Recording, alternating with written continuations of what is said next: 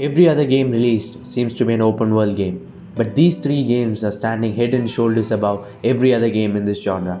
But in a kingdom, there can be only one king. Let's pit them against each other and find out which game is the king of kings. Man! Oh! Come on, horse, we'll leave it! Game world. Witcher 3 has a huge map, but the density is what makes the game world fun to explore. You can miss out on intriguing side quests if you don't explore the map thoroughly. Side quests are just the tip of the iceberg when it comes to things to do. Mysterious caves that are waiting to be explored, monster nests, competitions, and a whole lot more. With so many different areas, you will most likely never see everything the game has to offer.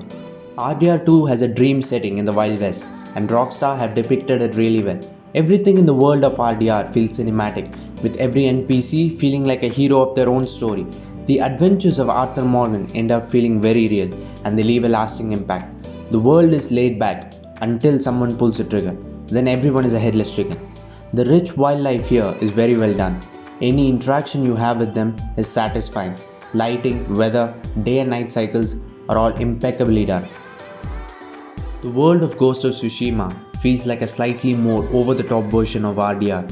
It's cinematic, but it is less cinematic than RDR2. Don't get me wrong, everything Jin does is movie lead quality, but the world around him isn't.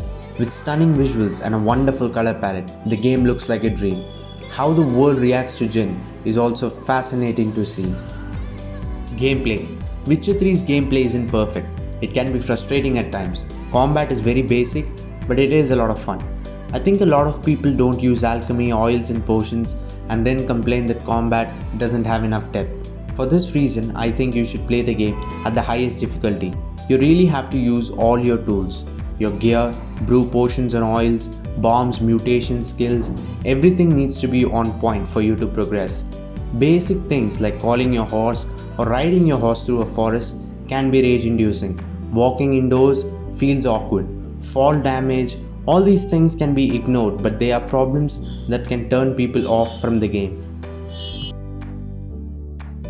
RDR2 is a well-oiled machine. It runs smoothly, but it runs at a snail's pace. This can be a great thing or it can turn you off. Hunting is a prime example of this. The more patient you are, the more rewarding it feels. The gameplay of RDR can be summed up that way. Combat is very fluid. The guns feel powerful, but the only problem I can think of is it's a little too easy. I don't think I found any mission to be really challenging. Everything in the game seems to have top-notch animations. Looting, reloading, skinning an animal. Some people were turned off by the looting animation, but it's totally subjective. The game has arguably the best horseback riding. It's silky smooth and the horses here are infinitely smarter than Roach. Ghost has a combat system with a lot of depth. From stances to approaches, there are many ways to go about your business. Combat is smooth and very fluid. The game captures the coolness of being a samurai. Combat is very stylish, brutal, but it never fails to make you feel like an absolute savage. If RDR2 plays like a movie, Ghost plays like a painting. Everything feels like art, especially exploring. The beautiful areas in the game are a joy to explore. I don't have a single problem with the gameplay in this game. Gameplay is smooth everywhere, and I didn't find any real bugs or glitches. Story. Witcher 3 has a great set of characters. Much like in real life, no one in this game is one-dimensional. The main characters are all likable and interesting. Geralt, Ciri and Vesemir probably have zero haters. The writing is outstanding and witty. The plot is really engaging because you care about the characters. When you do come to an end, you crave more. Not more gameplay, but more great stories. The game is filled with iconic moments like Priscilla's song, Ciri's homecoming, the end to the Bloody Baron story are all unforgettable and will probably live with you for a long time. RDR2 is an emotional roller coaster with a great ending. Arthur Morgan might be the greatest protagonist in gaming.